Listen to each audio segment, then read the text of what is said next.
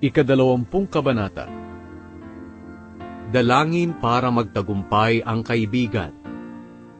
Sa oras ng kaguluhan, pakinggan sana ng Panginoon ang inyong mga daing, at sana'y ingatan ka ng Diyos ni Jacob.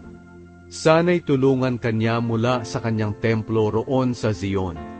Sana'y tanggapin niya ang iyong mga handog, pati na ang iyong mga haing sinusunog.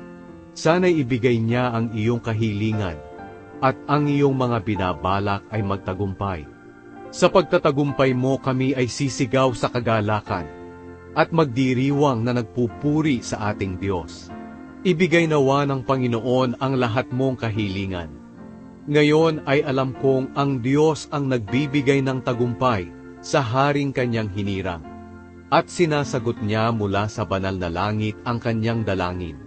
At lagi niyang pinagtatagumpay sa pamamagitan ng kanyang kapangyarihan. May mga umaasa sa kanilang mga kabayo at karwaheng pandigma, ngunit kami ay umaasa sa Panginoon naming Diyos. Sila'y manghihina at tuluyang babagsak, ngunit kami ay magiging matatag at magtatagumpay.